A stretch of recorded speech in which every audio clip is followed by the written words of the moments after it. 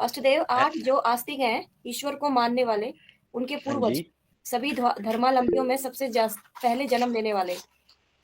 तो हाँ, सबके पूर्वज होंगे तो सबसे जास्ती सात्विक होंगे या तामसी होंगे? ये बाबा ने क्वेश्चन मार्क लगाया। सबसे ज्यादा सात्विक होंगे, ऐसे सात्विक जो सत बाप का 84 जन्मों में सहयोग करने वाले सहयोगी आत्माएं होंगे।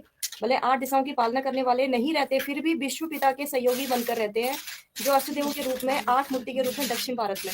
आप ये इनको क्लियर कीजिए। हाँ, तो सबसे ज्यादा सात्विक ही है ना। 83 वर्ष उसका सहयोग देने के निमित्त बनते हैं।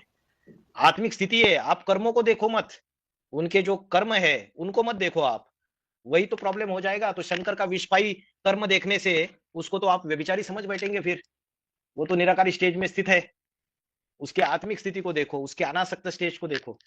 तो 8 वो सात्विक आत्मा है सबसे ज्यादा। और किससे कंपैरिजन किया उसका 8 का? बाकी दुनिया वालों से, जितनी भी ब्राह्मणों की दुनिया है बीज रूपी, उनसे कंपैरिजन किया। तो उनसे कंपेयर टू तो सात्विक ही है।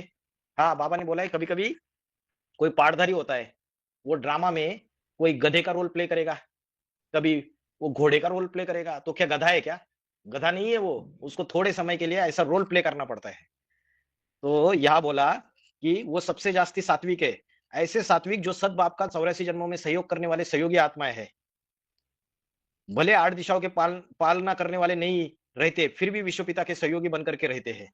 जो अष्टदेव के रूप में, 8 मूर्ति के रूप में दक्षिण भारत में पूजे जाते हैं। तो क्या कहना क्या है वो सात्विक ही है। अंतिम जन्म में जाके वो अनेक अलग अलग धर्मों का छिलका चढ़ जाता है उनके ऊपर। तो उस समय वो दिशाओं की पालना करने के निमित्त नहीं बनते हैं। अंतिम जन्म में उनको गिरना ही गिरना है अलग अलग संस्कार में।